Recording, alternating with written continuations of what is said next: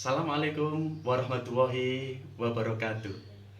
Masih di Yulio Edu Channel, tempat kita berbagi ilmu pengetahuan. Materi yang kita bahas hari ini adalah globalisasi di sekitar kita.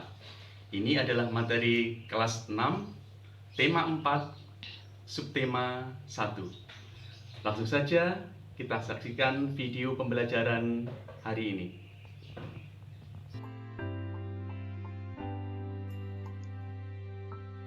Globalisasi di sekitar kita. Ini adalah materi kelas 6, tema 4, subtema 1. Apa yang dimaksud dengan globalisasi? Globalisasi adalah proses integrasi internasional yang terjadi karena pertukaran pandangan dunia, produk, pemikiran, dan aspek-aspek kebudayaan lainnya. Ada juga yang mengatakan globalisasi adalah proses penyebaran sesuatu secara meluas hingga ke seluruh dunia. Globalisasi terjadi di mana-mana, termasuk di negara kita, Indonesia. Faktor-faktor penyebab adanya globalisasi.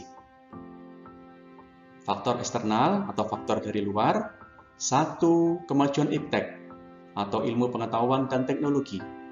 2. Perdagangan bebas. 3. Kemudahan migrasi.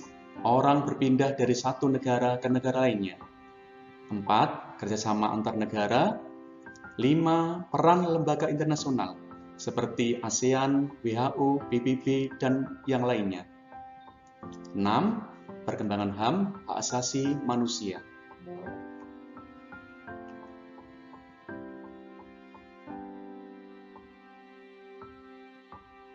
Faktor internal, faktor dari dalam negeri.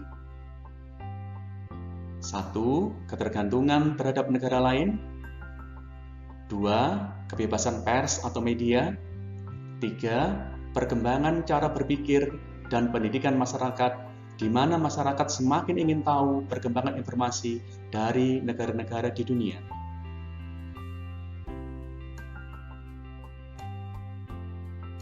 Globalisasi terjadi pada bidang apa saja?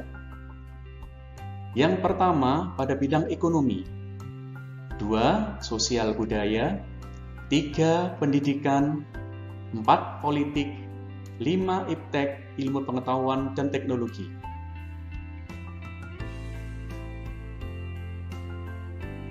Contoh globalisasi di bidang ekonomi di Indonesia.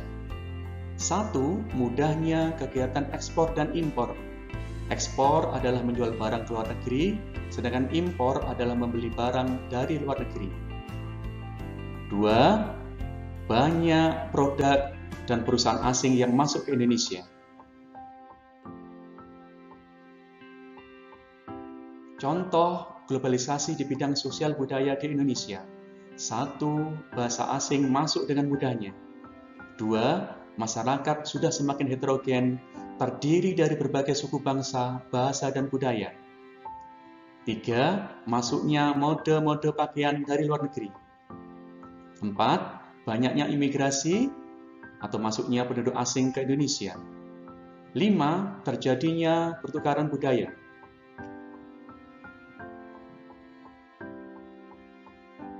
Contoh globalisasi di bidang pendidikan. 1. Mudahnya pertukaran pelajar dan mahasiswa. 2. Mudahnya pertukaran guru dan dosen antar negara. 3. Mudahnya memperoleh informasi pendidikan. 4. Mudahnya menjalin kerjasama di bidang pendidikan dengan negara lain.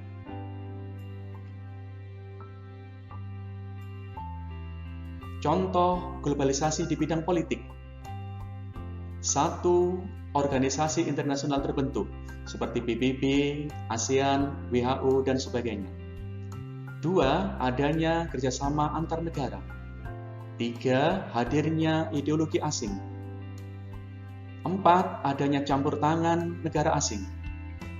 5. Masyarakat peduli pemerintahan.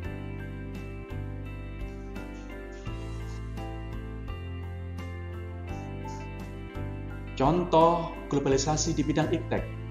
1. Kemudahan mendapatkan informasi. 2. Kemudahan transaksi jual beli. 3. Mudahnya sarana transportasi. 4. Mudahnya sarana komunikasi. 5. Meningkatnya riset dan penelitian di bidang iptek.